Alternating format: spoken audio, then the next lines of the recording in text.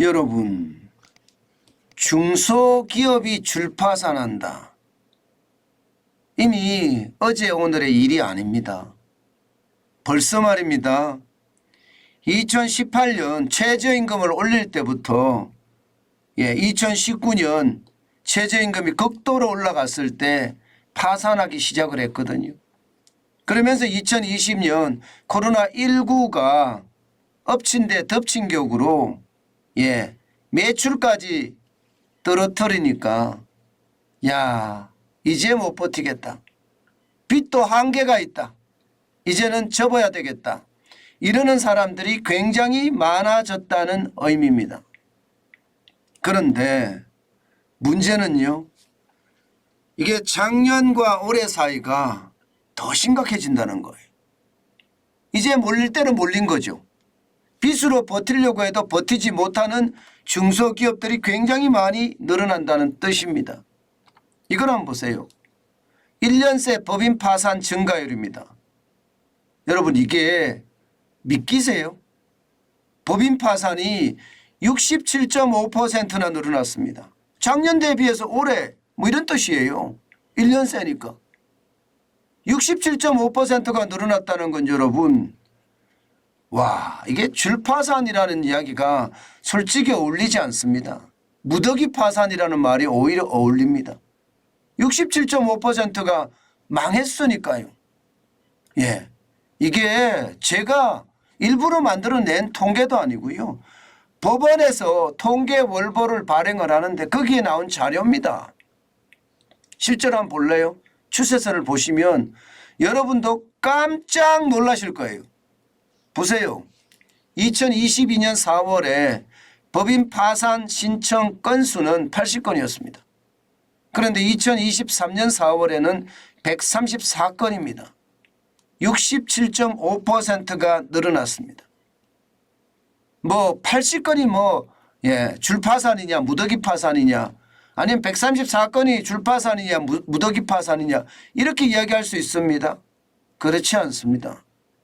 이게 매월 단위로 이렇게 무더기 파산을 한다는 것, 지금 생각을 해보면요, 작년 4월에는 매일, 그죠? 매일 적어도 2.3개가 망한다는 뜻이잖아요.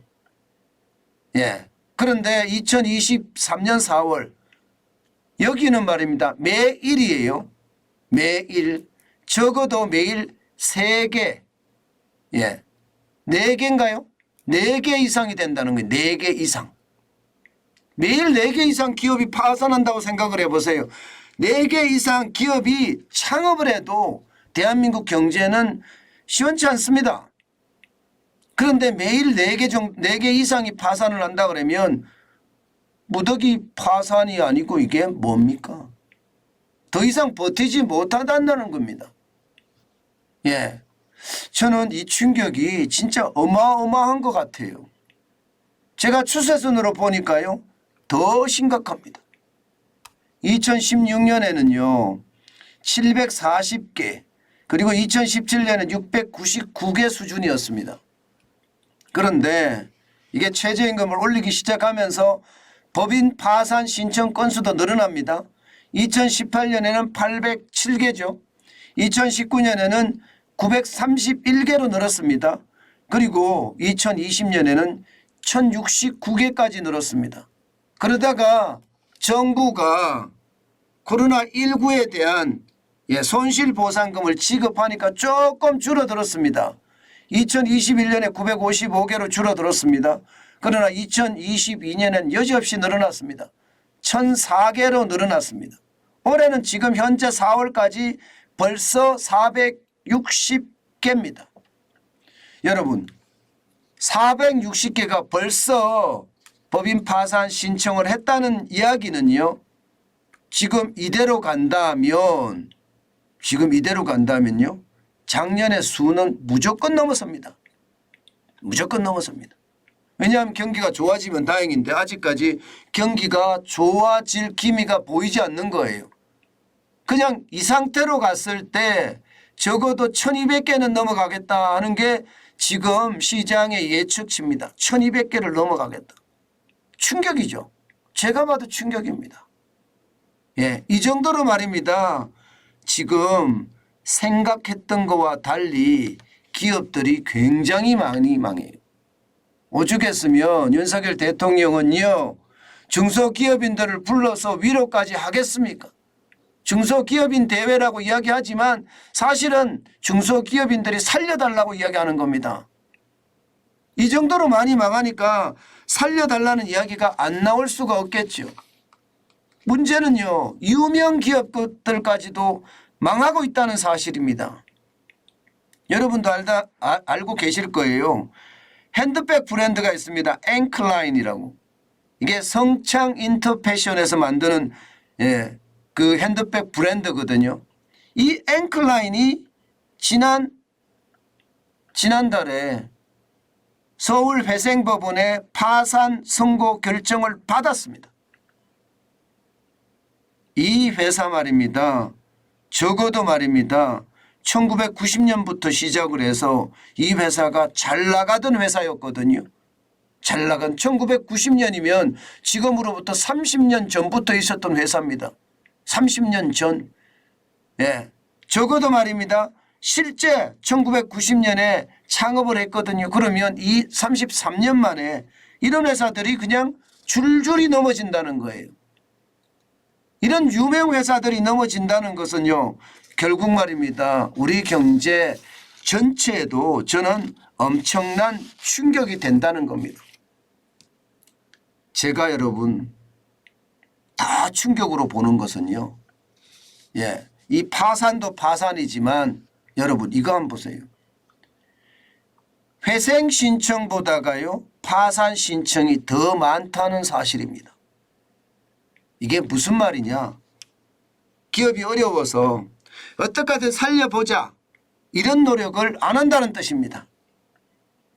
그냥 없애버리고 마라 이렇게 이야기한다는 거예요. 기업들이. 실제로 보면 여러분 2023년 1월부터 3월까지 2013년부터 시작을 해서 쭉 보시면 문재인 정부 기간이 아니고는요 대부분 말입니다. 대부분 회생이 많았습니다. 어떻게든 살려보자예요. 다시 말해서 기업가 정신이 발현이 돼서 나는 살리겠어. 예, 법원에 가서 살게 해주세요. 제가 어떻게든 갚을 테니까. 이게 핵심이었어요. 그런데 여러분 보시는 것처럼 2019년이 지나면서 2020년에 들어서면서 어떻게 되고 있습니까? 에이 살려봤자 어차피 죽을 거야. 기업가 정신이 없어지는 거예요. 예, 문재인 정부 산하에서는 기업이 살 수가 없어. 적폐 세력으로 찍어서 기업을 쉽게 말하면 잡아먹어 버리려고 하는데 여기서 어떻게 살아? 이렇게 생각하면서요. 다 회생 신청을 포기하고 파산으로 돌아서는 거예요. 파산으로. 지금 2022년을 보세요. 회생 신청은 131건이지만 파산은 216건입니다. 올해도 지금 마찬가지입니다. 올해도 파산 신청은 326건이고요. 회생 신청은 193건입니다. 3월까지. 심각하죠. 이게 심각한 겁니다. 기업가 정신마저도 죽어간다는 이야기잖아요. 여러분 기업가 정신마저도 죽어간다는 이야기는 여러분 결국 말입니다. 우리 기업에 미래가 없다는 이야기가 돼요. 미래가 없다. 우리 기업에 미래가 없다는 이야기는 여러분 어째 보면 말입니다. 대한민국의 지금까지의 이 위상들 괜찮을까요? 계속해서 우리는 대한민국이 제조 강국이라는 위상을 지켜낼 수 있을까요? 이게 쉽지 않다는 게 지금 현재까지의 어떤 상황입니다. 그만큼 말입니다. 굉장히 어렵다는 거예요. 아니 여러분 생각을 해보세요. 기업가 정신이 무너질 정도면 이것은 어째 보면요. 제가 이런 얘기해서 참 죄송하기는 한데요. 우리나라인데도 불구하고 끝났다 이런 생각이 들어요. 지금은요 그 어느 때보다 끝났다 나는 더 이상 사업 안 할래 이런 생각을 빨리 막아야 됩니다. 윤석열 정부가 중소기업인을 불러서 따뜻하게 위로하고 현장에 가서 또 응원해주고 규제를 풀어주고 지원을 해주는 것, 저는 굉장히 중요한 요소라고 생각합니다. 지금 기업 부채를 보면요, 2,476조 3천억 원이라는 것이 작년 6월 말 현재입니다. 기업 부채가 차고 넘치죠. 문재인 정부 5년 동안 기업을 적폐 세력으로 삼았으니 부채라는 게 그만큼 늘어날 수밖에 없는 게 현실인 거죠. 실제 2017년 대비해 보면 45.78%가 늘어났습니다. 777조 7천억 원이나 늘어났습니다. 그러니 기업은 기업가 정신이 말살되고 우리 기업의 미래가 점점 어두워지는 거 현실이 되고 있습니다.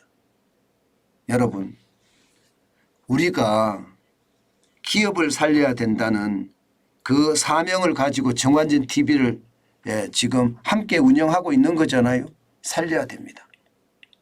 기업만이 대한민국의 미래입니다. 그 기업에 우리가 가장 소중히 여기고 진짜 아끼는 인재들이 거기 다 있습니다. 대한민국의 핵심 역량은요, 그 인재들의 집합소인 기업입니다. 기업이 핵심 역량이에요. 지하자원이 있는 것도 아니고요. 뭐 어마어마한 첨단 기술을 우리가 보유한 것도 아니고요. 땅덩어리가 넓은 것도 아닙니다. 바로 이 기업이 대한민국의 보고입니다. 바로 이 기업이 말입니다. 세계 시장에 나가서 용터림을 할 때 대한민국은 더 강해지는 것, 저는 당연하다고 봅니다. 다시 한번 베이비 부모 세대들도 마찬가지입니다. 힘을 내셔야 돼요. 지금 베이비 부모 세대들이 사실 30년 동안 기업을 운영하다 파산한다는 그 이야기거든요. 저는 베이비 부모 세대들이 더 힘을 내고 이게 될 수 있게끔 많은 사람들에게 밀어줘야 됩니다. 내가 버텨야지 후배들이 따라 올라옵니다. 내가 기업가 정신을 버리고 파산을 선택한다면요, 후배들은요 더더욱 어려워집니다. 저는 뿌리 산업에 종사하는 베이비 부모 세대들 혹은 그 선배들, 마찬가지로 기초 산업에 종사하는 베이비 부모 세대들, 그 선배들 그리고 후배들 모두 기업가 정신으로 다시 한번 무장을 해야 된다. 저는 그렇게 생각합니다. 그렇지 않고는 이 난국을 헤쳐가기가 굉장히 어려울 겁니다. 정관진 TV는 앞으로도 우리 중소기업, 대한민국 핵심 역량의 보고인 중소기업 그리고 중견기업 그리고 대기업, 기업의 후원자가 되도록 노력하겠습니다. 물론 기업도 정도 경영을 해야 되겠죠. 꼼수나 얌체나 혹은 부패 경영을 하는 것은 과감하게 잘라야 된다. 이 말씀은 다시 한번 드립니다. 어떤 때보다 여러분 힘내시기 바랍니다. 힘을 내시는 것이 여러분들이 대한민국을 살리는 길입니다.